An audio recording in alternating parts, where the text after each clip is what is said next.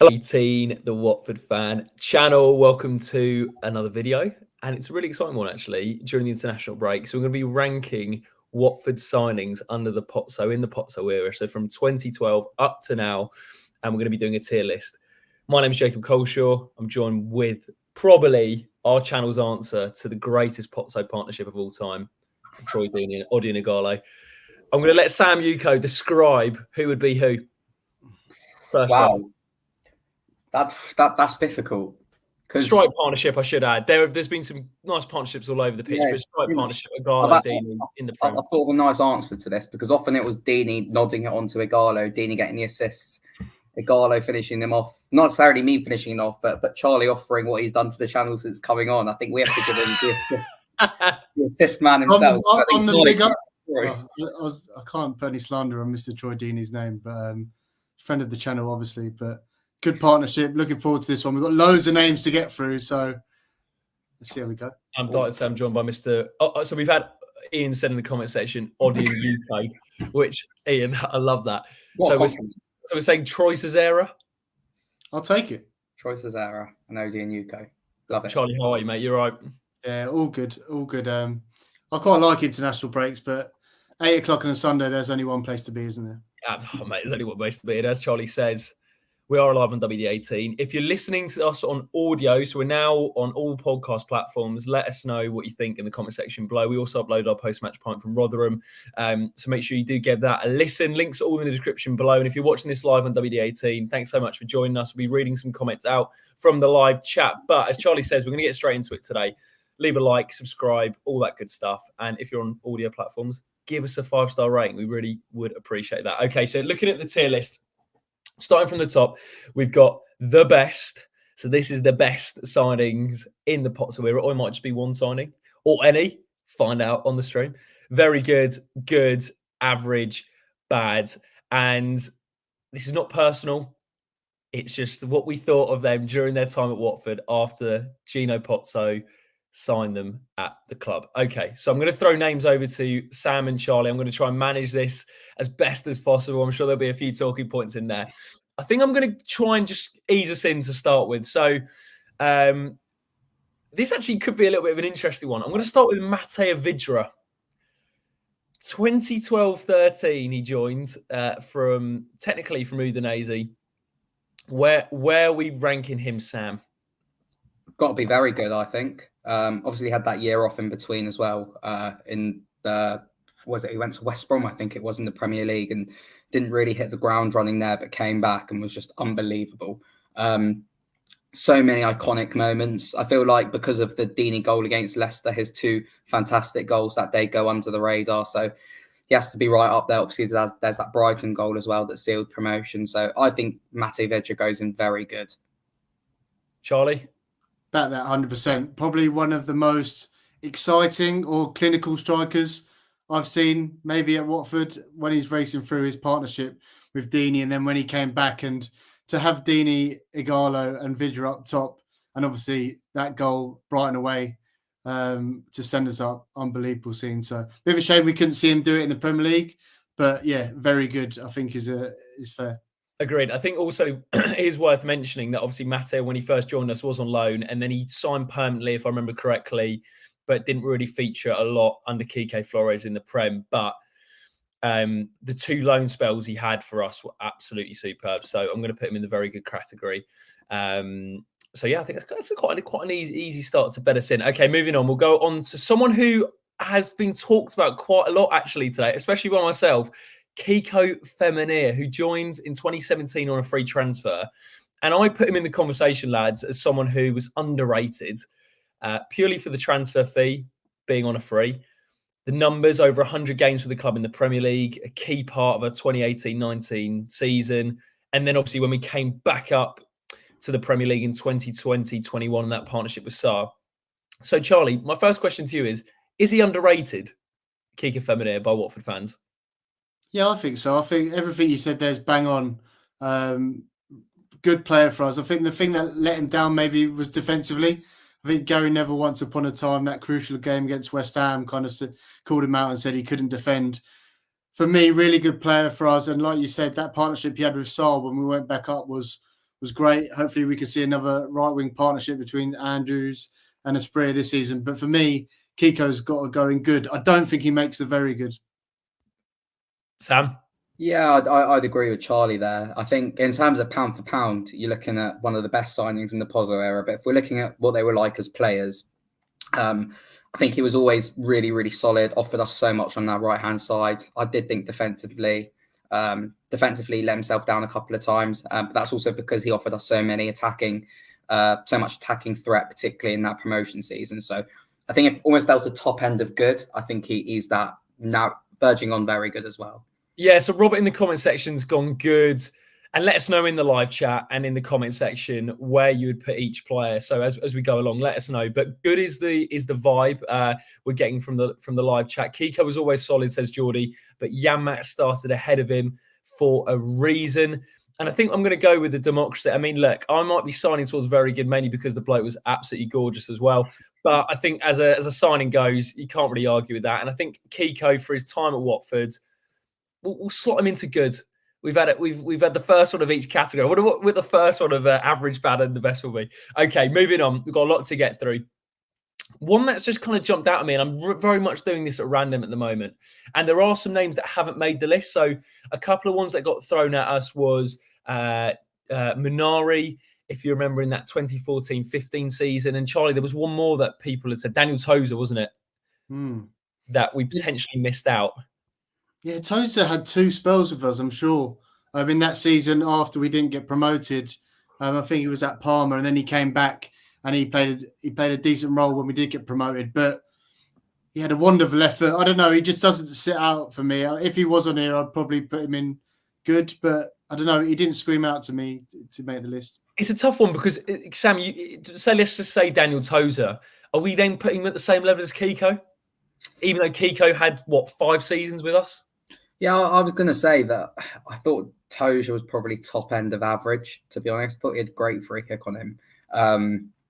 It's weird because there are a lot of categories where sort of there were in-between categories. He'd do really well sort of in between that average and good spot. I did think at times he lacked a bit of, I don't know if mobility is the right word, but he lacked something in the middle sometimes. But he scored some massive goals for us in that promotion season and produced some really big moments. So I think he's at the top end of average if he was on the list. And as Buzzing Hornet says, that 7-2 against Blackpool, he was having an absolute field day. And Robert says Minari, very underrated. So I think one thing to mention about this tier list is, number one, obviously everyone will have a different opinion on this. The eye test says a lot. Also, nostalgia comes into it probably a little bit as well.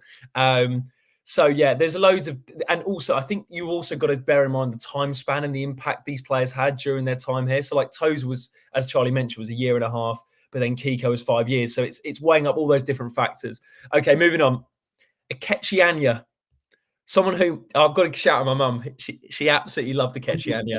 Charlie, did you love Akechi as much as my mum? I did love Akechianya. I think in this list, he deserves to be in just good for me. I saw a good tweet saying about his touch for the famous Dini goal, which maybe doesn't get spoken about as much as it should have. I think, did Almunia just pump it in? No.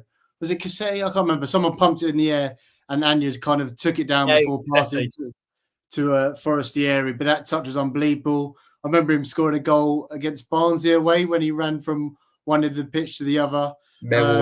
Cut inside and hit it right into the top bit. I wonder where Sam was going there. There was going to be another word. You saw it. Everyone, if you're watching, yeah, you saw it. Yeah, really, really good character for me, but I don't think he makes very good. I'll put him in good. Good, Sam.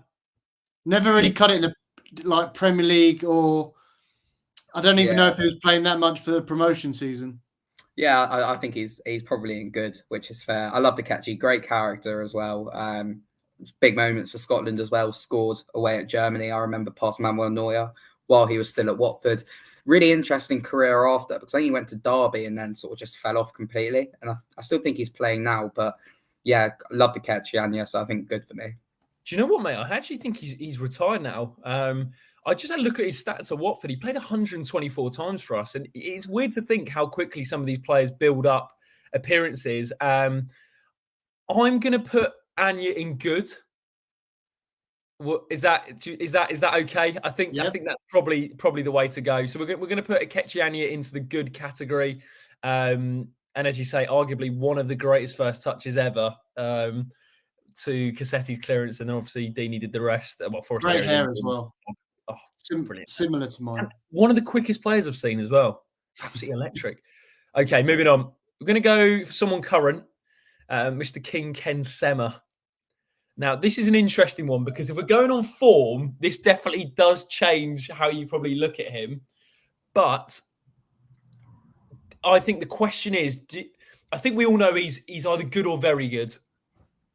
I think it's good. I don't think you can put him above Kiko. I think we've sort of set the bar with that level, to be honest with you. I love Ken Sema, and we speak about it every week. I think you could argue he's our best player at Watford at the moment and our most important player. We always look like a better team when he is in there. Perhaps he lacks a bit of consistency, but he's obviously been here for a long time now as well. Had a little loan spell at Udinese, but was involved in that cup final squad, involved in the promotion season, and is playing a big role this season as well. It was one of the few shining lights last season as well, I'd say. So I'd put Ken in good, to be honest. I was swaying towards more good, to be fair. We've had a couple of average. There's been very good. Interesting one. He seems like he splits opinions, Sema, just in terms of how we look at him. One thing that I'm always judging in this tier list is their impact in the Premier League. Obviously, we had 5-6 years in the Premier League. Sema never really done enough to hold down a place, but I think for his longevity, I think he'll go down as like a bit of a Watford icon when he's finished. He has been a really, really good servant for us. Yeah, agreed. We'll put Ken good for this. Good. Yeah, agreed. Okay, moving on. Someone top left of the picture at the moment is Ben Foster. There's three keepers, beg my pardon, with Ben Foster, Daniel Batman, Aurelio Gomez as the three goalkeeper signings that we've put onto this list. Ben Foster, someone who I think towards the end, probably a stretch to say he tarnished his Watford career, but certainly there was a little bit of a sour taste from some fans with the cycling GK GoPro stuff. But if we take that all away and you think about what he gave to Watford from 2018, when two spells, obviously first in 2006, 2007, that season where he was player of the season, and then obviously when he came back in 2018, I think we've got to be fair, Sam. The value as well, and he was brilliant overall. I think Ben Foster. I think it's fair to say. I'm going to disagree. Yeah. Really? Wow. Yeah. Why is that? He made some great saves, but I know you talk about sort of taking the cycling GK out of the contention, but that completely, I think, ruined his relationship with a lot of fans. And now we know after that he was told to stop repeatedly by Scott Duxbury. His last season, he was really, really poor for us. Both his last 2 seasons, actually, he was poor for us.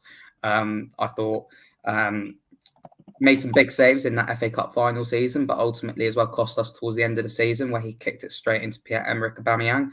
Some great moments, and I really like Foz. I think he did great work for the community, but for me, difficult to put him above average. Ooh, spicy. Charlie? Yeah, I think he's average for me. Just going off when he came back, I think he might have had his first spell might have been better for us. Like Sam said, really good shot stopper. I thought his distribution wasn't great with his feet. Just remember quite a few howlers, penalties given away.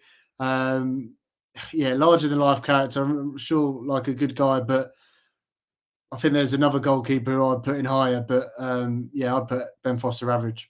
Average. Okay, we'll go with average. It was between good and average from my point of view. I was just very keen to let the ending tarnish his time at Watford, because I think there were some really big moments and there were some big saves. I mean, there's quite a few that come to mind, but I do agree there were quite a few errors as well. So we're gonna put Ben Foster into average. Right there. Do you know what? Someone did mention, where would you put Almunia on this list? Probably good, I think.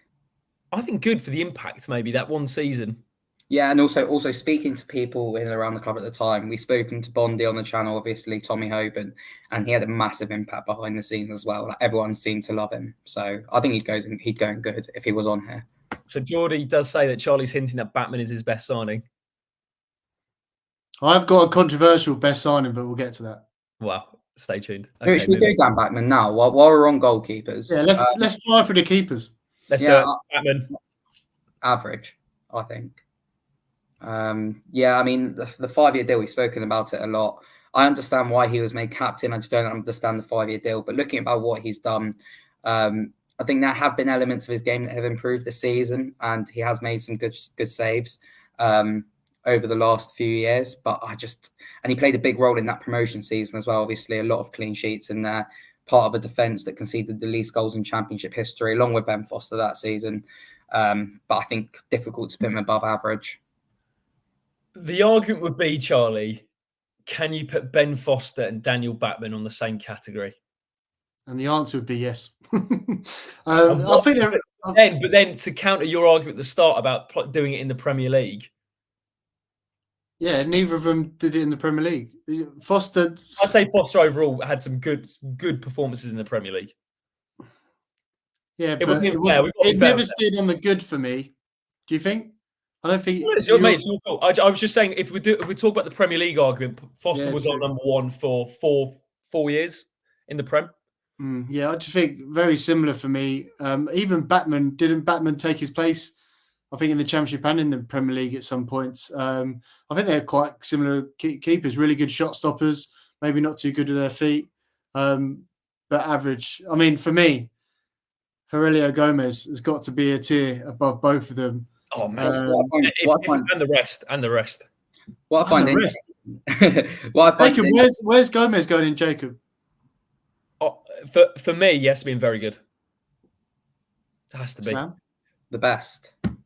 No. Are we saying the best that has to be one, or is I think so? No, it has to be one. It has to be one, right? Okay, okay. He's top of. Tell you what we should do. Let's put everyone in very good, and then we'll decide one from that list at the end. He has to go in very good, I think. But yeah, I think when you put everything with Aurelio Gomez, the timing of when he joined, the fact it was on a free transfer, the longevity, the moments, the performances, the leadership, everything brought together. The celebrations.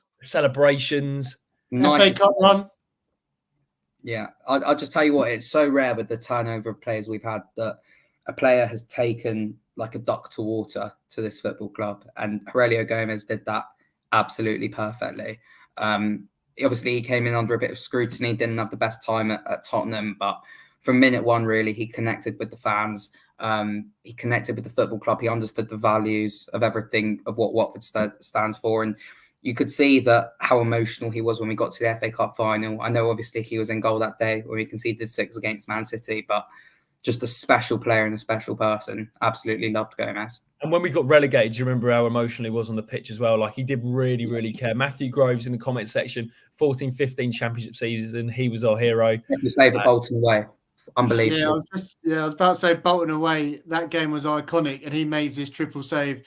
And think of the impact he had with the Brazilian lads that came in. First Richarlison, João Pedro.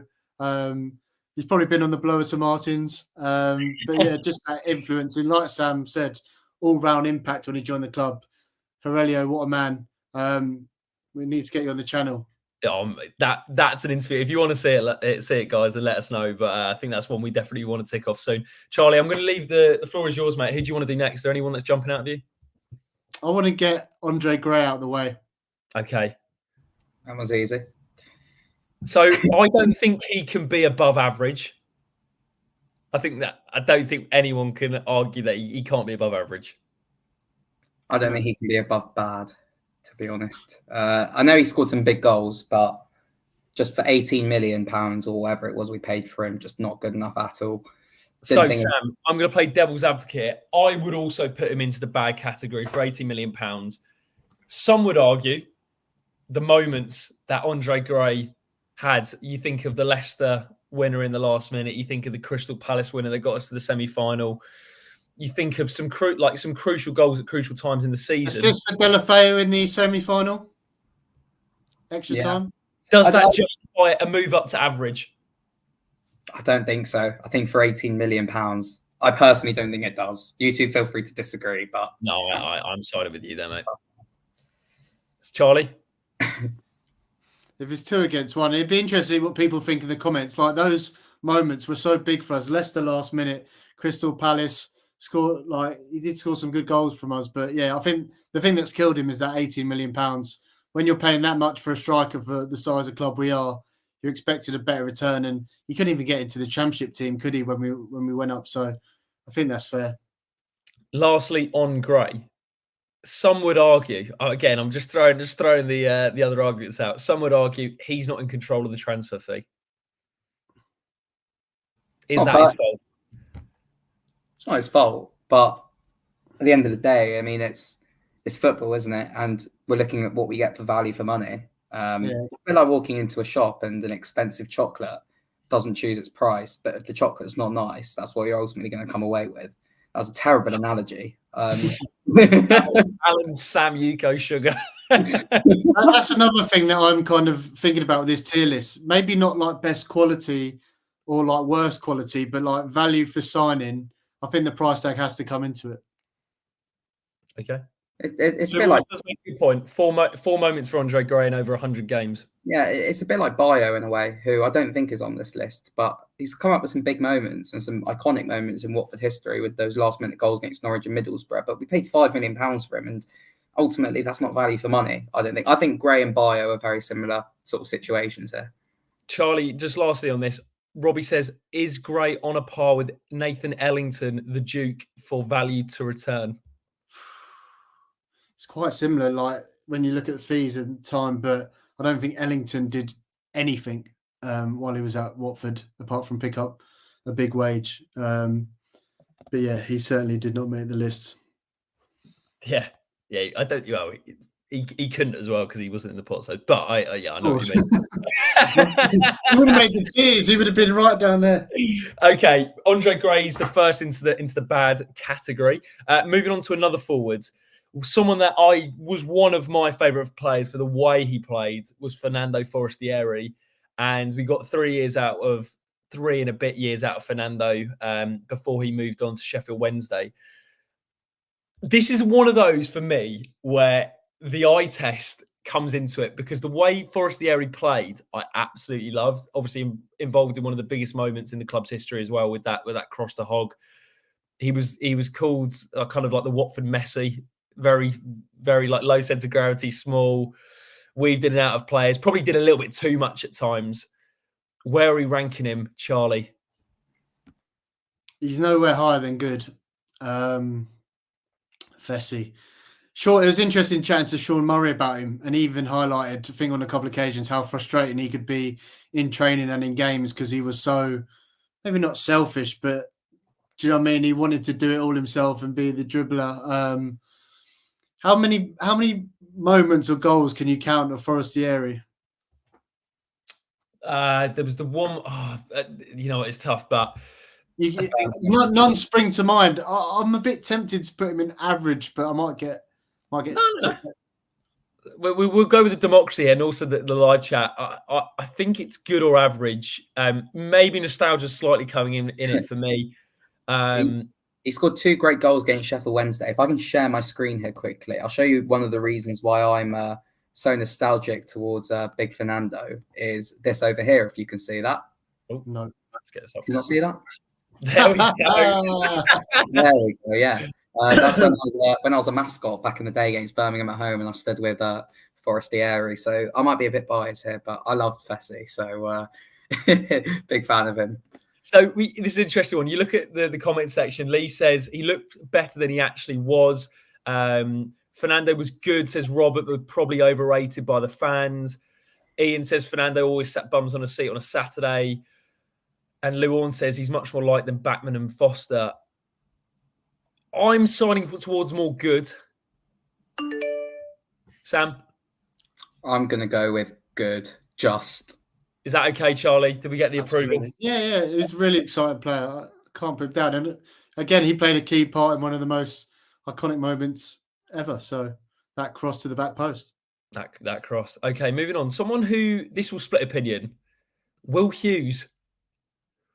Because you think of that promotion season, without Will, we probably don't go up. He was that kind of linchpin of that whole team, to be fair. When you took him out the team, you saw the difference. Didn't sign that new contract. Left on a bit of a sour note, but then you think of the moments before that from when he joined in 2017, played under loads of managers, part of that 2018-19 team. Is good fair? I've got a bit of a case for very good. The fact that he'd done it probably in our best ever team in the Premier League under Javi. He was perfect for Javi, really, playing as like that inverted wide man.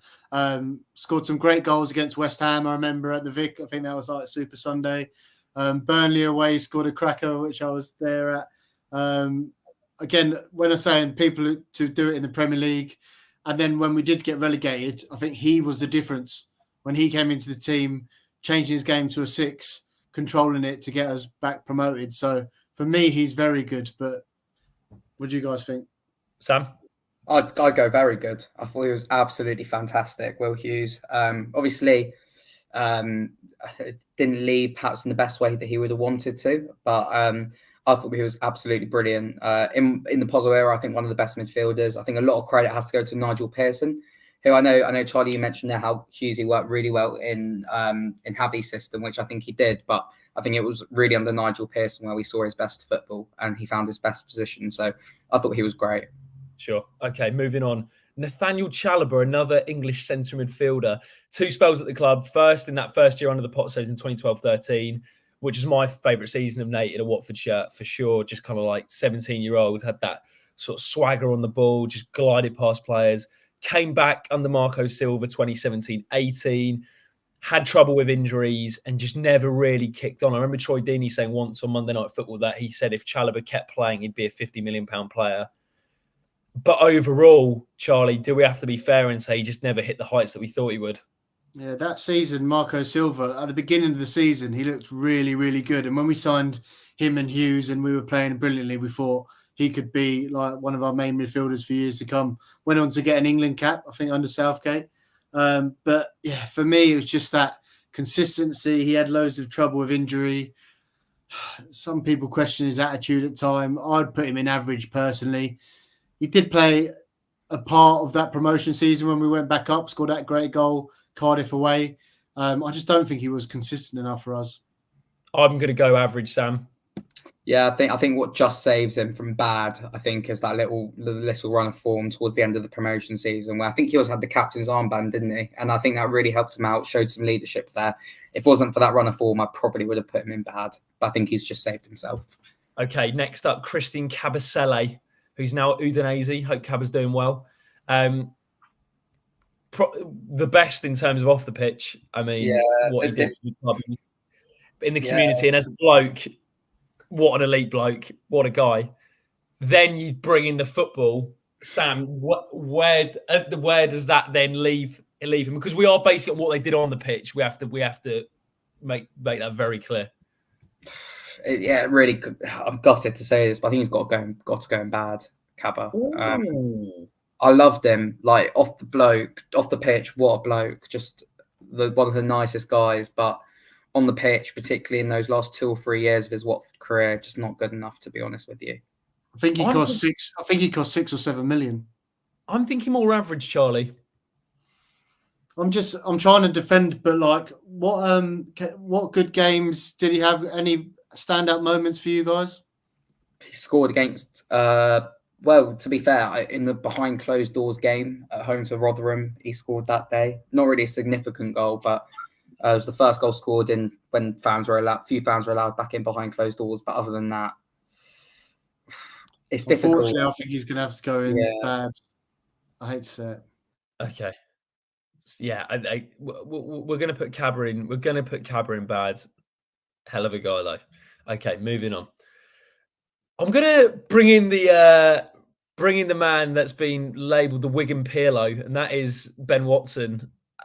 I have to say, when he joined at 2014-15, that felt like the signing, actually. That there was a lot of moments that he felt got Watford over the line, but him signing was definitely one that changed the momentum, I think, of Watford. I think the game that actually did it for me was when he got brought on when we were 2-0 down against Blackpool, and it allowed everyone else just to free up and go on.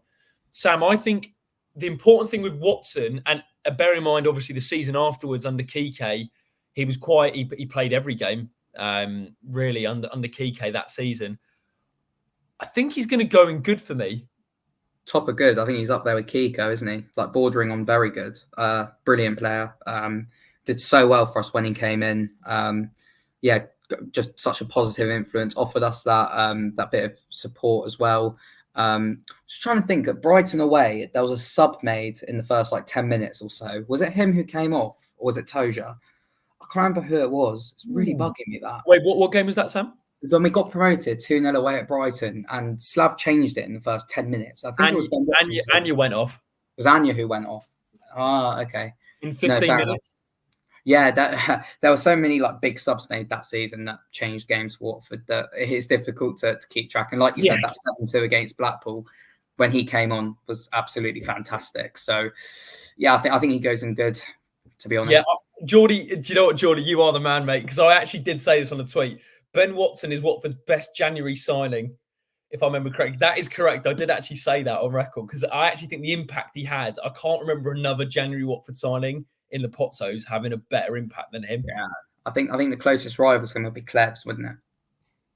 Yeah, the fact that he played so many games is so important for our first season in the Premier League. Puts him on good. I wouldn't have him anywhere near very good, but really solid player, an important player for us, especially getting up and staying there. Agreed. I'm going to go on to another midfielder, actually, Abdoulaye Doucoure, someone who did his best years for Watford in the Premier League. Weird one, because I remember when he made his debut. Oh, very good point. Someone has just said this. Delafay was signed in January. I can't believe I forgot that. But in terms of, look, I'll rephrase that, Geordie. Watford's best Championship January signing under the Pozzos was Ben Watson, and then Delafay was the Premier League best signing. Doucoure, interesting one, because I remember when he first started, it was under Mazzara, who played Tottenham at home January 2017, and he looked all over the shop. And then under Silva, they dropped him deeper with Chalobah, and that dynamic was just so good. Then obviously that relationship he then built up with Capoue. I'm going to put him in very good. Does anybody object to that? I don't think he makes the very good. Ooh, I don't think he was as consistent, and I think Capoue made him look a lot better than he was. He took a while to get going. He was good. I just don't know if he was very good. Personally, just for me, I remember being very frustrated and remember him just not being as consistent. And I think the fact that he was with Capoue, it's interesting now seeing his best position, going forwards. Did he ever play that role for us? Maybe under Pearce? No, I think under Pearson he played as that attacking midfielder in the 4-2-3-1, which he actually is doing kind of for Everton now, where he's like the first line of the press. I just don't think he should make the very good, because I think the very good is very good. I just think he was just good. The argument would be, that's a good answer. Can you put Will Hughes in very good and not Doucoure? I'd say Will Hughes is a better signing than Doucoure. I think Dukes has to be in very good. Get Robert Hewitt's comment up. Where is it? we've got another one here as well from Harry Turner. Charlie, bang on. I think I'm going to side with Jacob, to be honest, and go very good. I can see where you're coming from, Charlie. I think particularly at times he was carried by Capoue in a way. But I just think that particularly in that season where Silva left halfway through and Javi came in, I thought he was a shining light that season. And scored some fantastic goals and the best song in the Pozzo era as well. Very true. Great point from Sam. One thing I would also say is he was linked with the biggest clubs in Europe at one point. I remember Liverpool were interested, PSG were interested. There was a couple of others. I think Spurs were linked as well.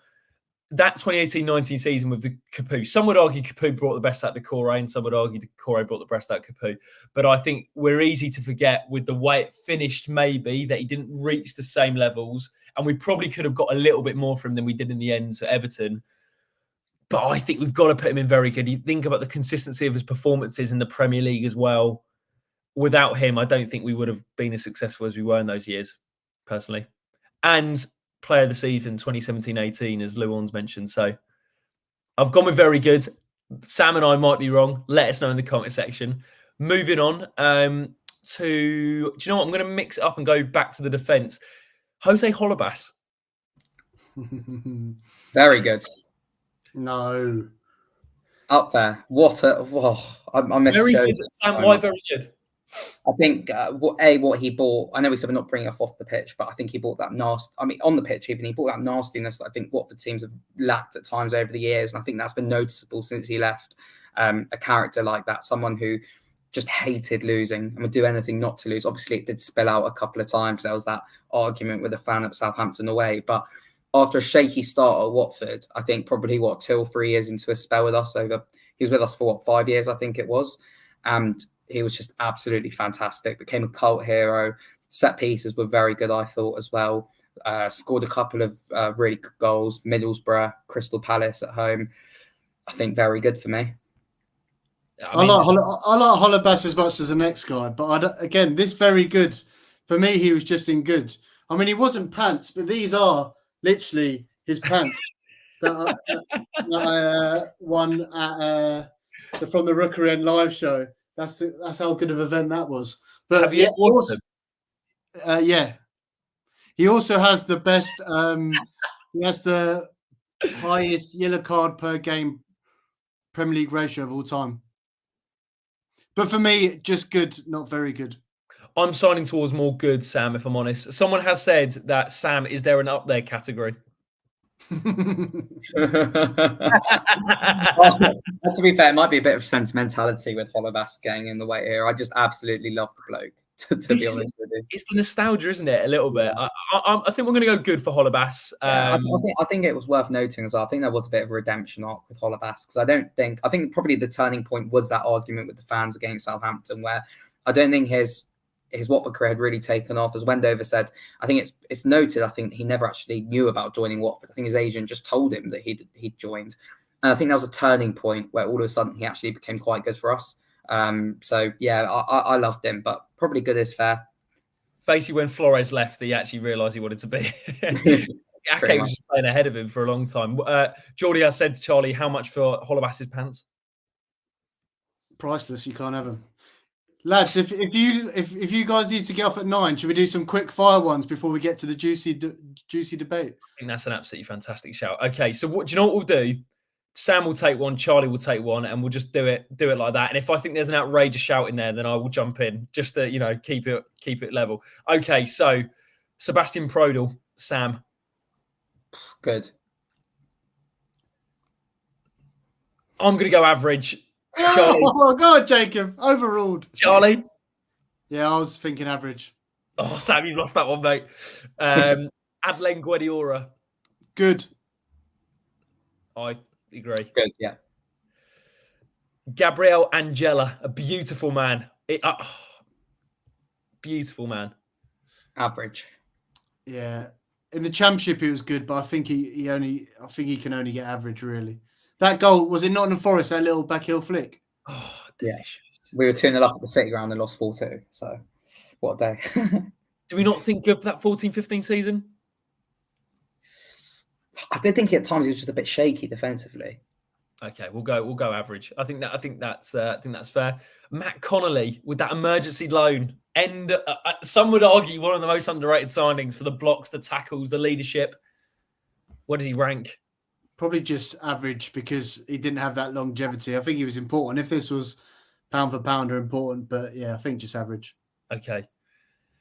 Let's go with Tom Cleverley.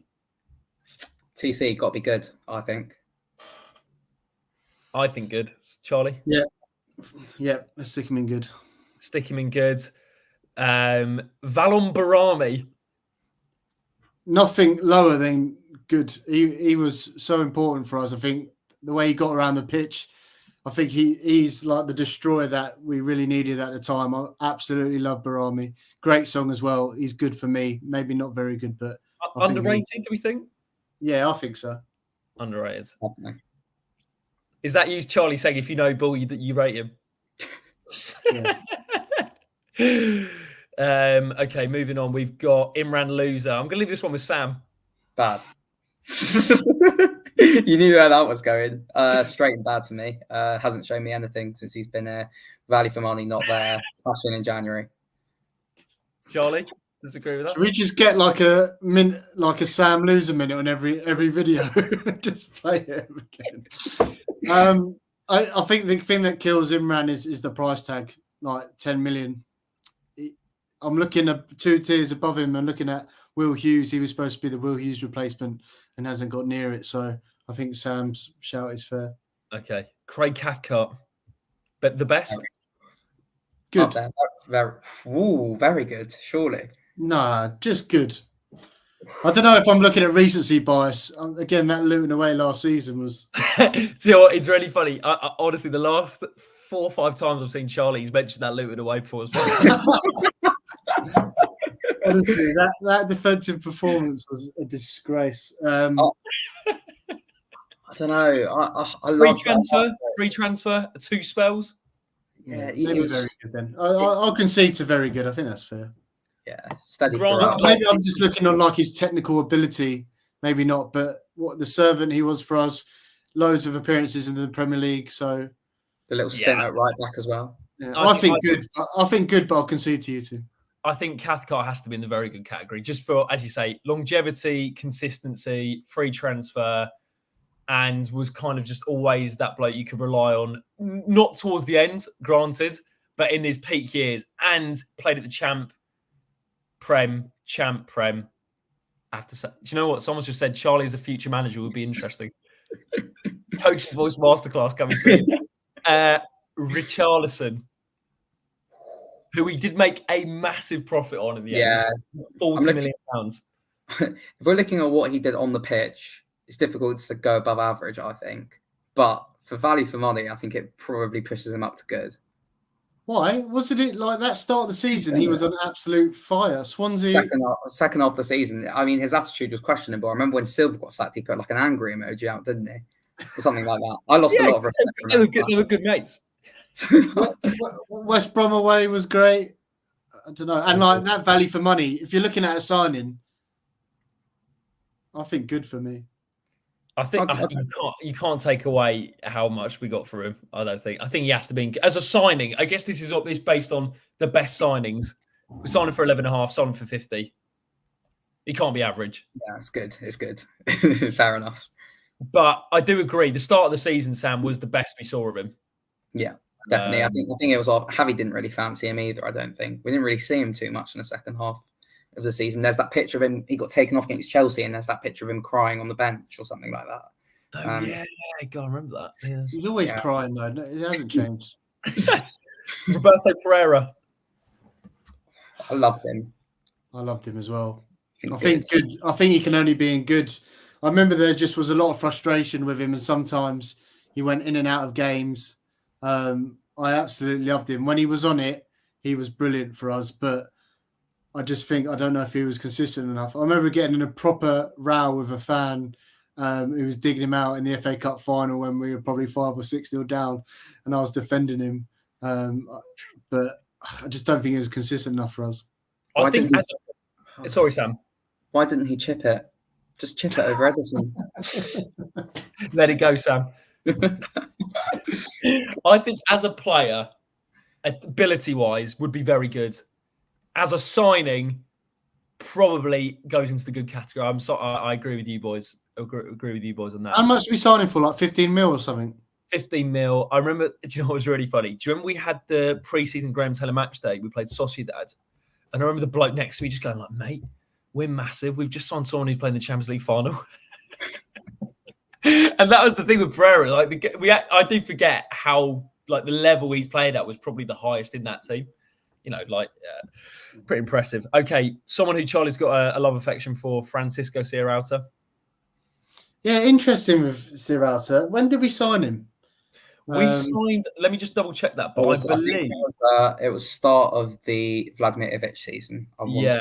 So in the championship, we signed him when he was 23. Oh no, we signed him 2020. So yeah, Premier League. 3 years ago, 61 games, 2 goals. Yeah, for me, I'd put him in good. Like I think that obviously he's got the championship record, one of the best championship defenses of all time. I think when he's playing for us now, he's been pretty solid. I think Premier League, he's just never really. I don't want to put him in average. I think just good because he helped us get promoted. I don't think maybe he's not at the level to be able to do it in the Premier League, but I'd go average, to be honest with you. I think his first season was great, but I just think the last two years, this season, I think he's finding a bit of form again. But I just think the last 2 years, the one in the Premier League and last season, I think drops him down a bit, to be honest. Is it the deciding vote here? I'm going to sway towards... Oh, do you know what I think just swayed it into good is the promotion season. He didn't do it. He hasn't done it in the Prem. Get him up there. I think he probably... Oh, that's tough because then... What other players have you seen play a full six? He's reinventing the game. I'm going to call that position the Sierralta role. Kids in the playground in the future shouting Sierralta as they boot the ball over. Ponytails on. Okay, we'll go with good. We'll go with good. So Harry does say he's never a better signing than Prodal. There you go. Okay. Ismail Assar.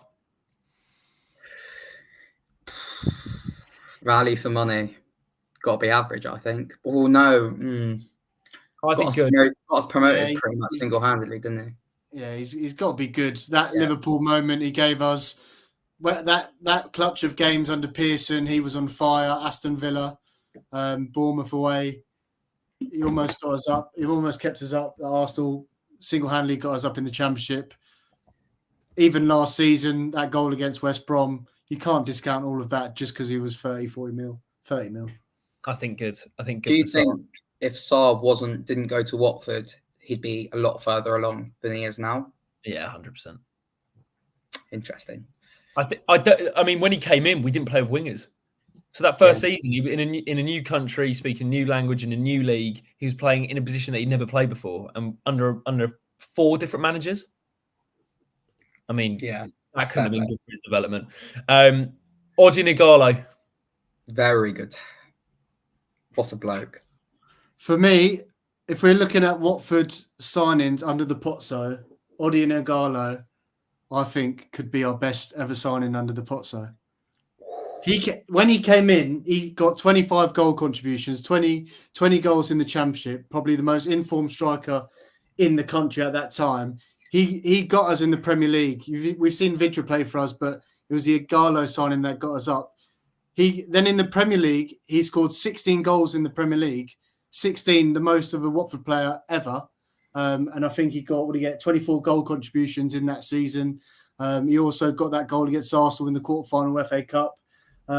Strong, good finisher, link-up play, unreal, got the scoop, and then we made a profit on him for 20 million. I think he's got a good case to be Watford's best ever signing under the Pozzos. That's a social clip. Look, we'll save that best category for the end, but that's it. Are you saying that's your nomination for the best, Charlie? Yeah, I just went early. Okay, wow. I didn't expect that. That's really caught me off guard. I'm speechless, to be honest. Wow, yeah. Incredible. Very good. Okay, we'll put him in very good for now, and then we can always bump him up. But he's no lower than very good. Agreed. Completely agree with that. Emmanuel Dennis, Sam. Ooh. Value for money, £3 million. The streets won't forget 21-22, Dennis. I think he's got going very good, Manny D. Short but sweet. I know there were problems off the field, supposedly. Might not have been the best egg, but I think if we're going purely off what we saw on the pitch, pound for pound, he's got being very good. The argument would be only one season, if only probably half a season. I'd back the very good. When you're looking at the profit, that season he was the only shining light, and he did show some unbelievable bits of quality. I remember that West Ham goal at home. We saw the back flicks, Norwich, Aston Villa, he got the winner, and we got a big bit of money from him. I'd say very good. I'm looking at this from like a Gino lens, who's looking at his bank balance. Okay. I mean, look, I would probably say we'll have to go with very good then. I'm going.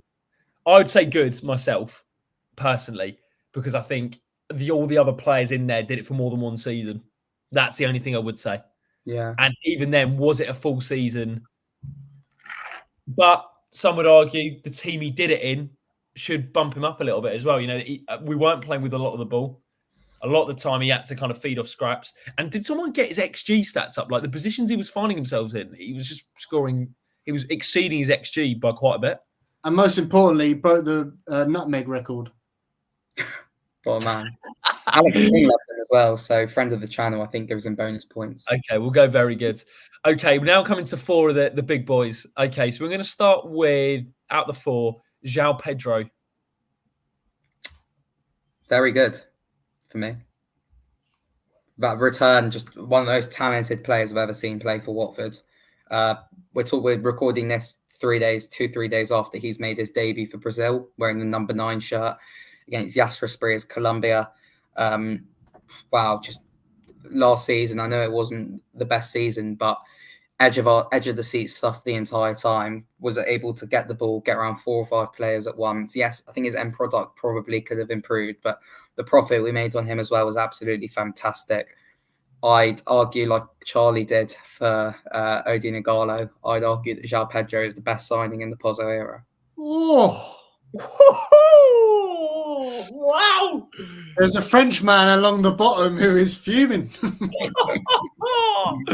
So Charlie's shout for the best signing in the Pozzo era is Odi Nagalo. Sam's is João Pedro. But mine is Mr. Etienne Capoue. Because for me, I didn't even think it was a conversation myself. I'm going to be completely honest with you. Man came in 2015-16, running football matches in a Watford shirt, breaking up play, interceptions, ball recoveries, distance covered, just a level above everyone else. And the one player that you look at and think you should have been playing for a Big Six team. I know Watford are massive, but there are bigger clubs in the league. And to be honest, I was surprised we managed to get him when he left Spurs. It was probably the fact that he didn't really have a good time at Spurs that Watford were able to interest him and give him regular first-team football. I mean, to be honest, I think when he left to Villarreal, people then realised how good he was. It was that Champions League run, wasn't it, when he got to the semis with Unai Emery's Villarreal, and everyone started to appreciate how good this guy actually is. I just don't think it's even a debate for me. I love Etienne Capoue. I'm just playing devil's advocate. The 2 marks I'd have against him are, one, he downed tools in the Championship season when we got relegated, and 2, if you look at the profit we got on him, we lost on him. I think we sold him for 2 million in the end. But he's probably one of the best players I've ever seen play for Watford. Best midfielder I've seen for Watford in my lifetime. If I'm looking at just signing, so you'll take it. How much did we sign Capoue for? 6 million. 6 to 8. Lads, come on. I just think pound for pound, like for the return we got for João as well. And I think it was quite nice just seeing a player come in completely raw with literally nothing. Can we go through the others, then have the debate for the top? Okay. Alman Abdi, the professor. He's going straight in, very good. Very good. Yeah, it's absolutely, completely agree with that. Sam, any... Done in the Premier League for a season as well. Brilliant, yeah. I mean, before...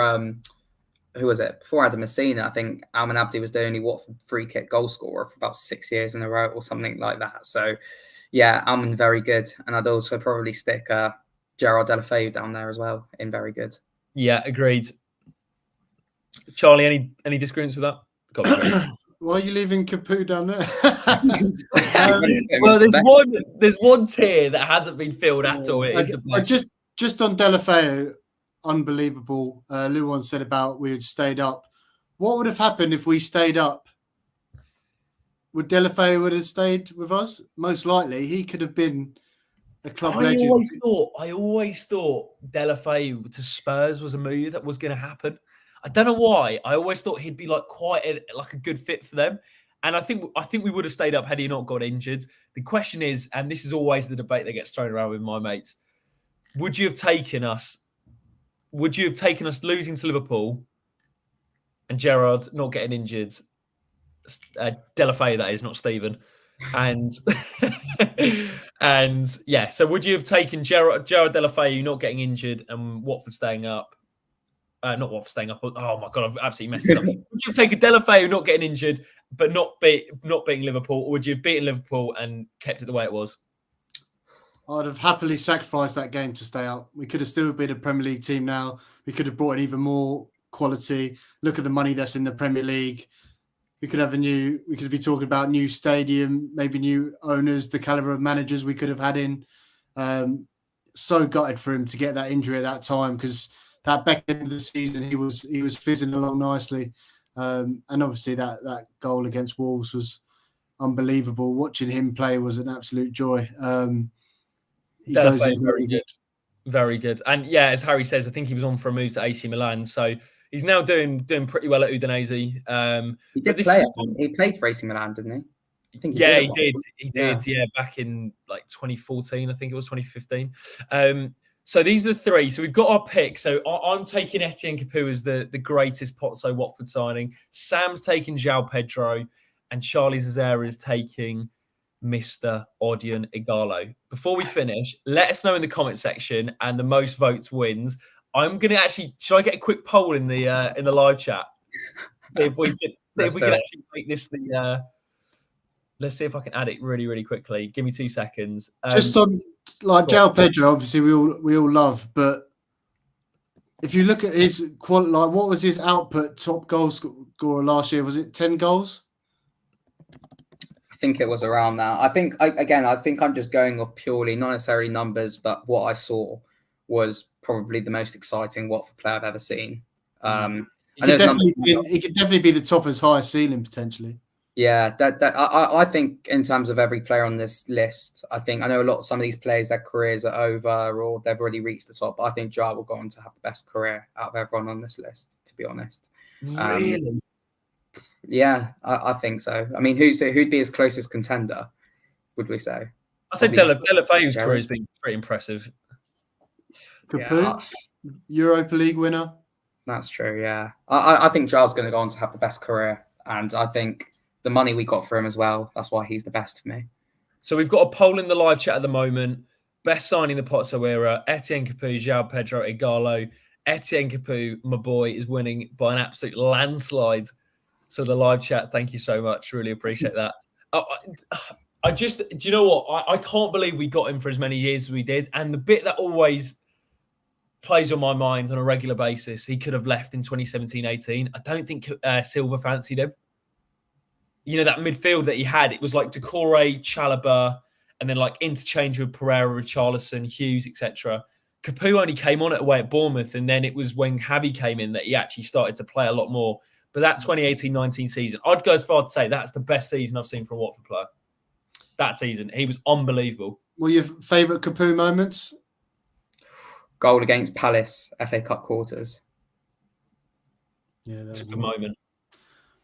For me, it's not even like a standout moment. It's just how he conducted himself on the pitch. He had that swagger that the game was playing at his pace. The way the spray that he could put on a ball to move it.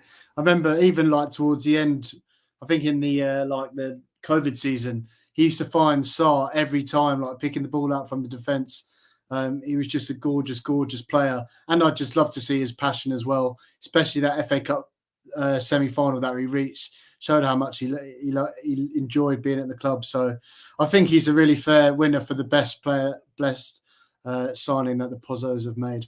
Yeah, we've had quite a few votes in the live chat. Thanks so much. So Capoue wins it with 66% of the vote.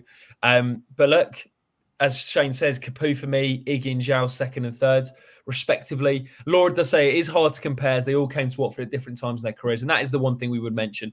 Yeah. This is just our opinion. There's no right answer. Some people look at these players in different ways the way we've looked at them, but we try to be as fair as possible. Just some final thoughts, guys. I mean, we quickly run through the list as well for listeners. Yeah, for listeners, and look, we do. Obviously, it's easier to watch this on the live stream because you can see the graphic. But from bad to the best, in the bad category, we've got Andre Gray, Christian Kabasele, and Imran Louza.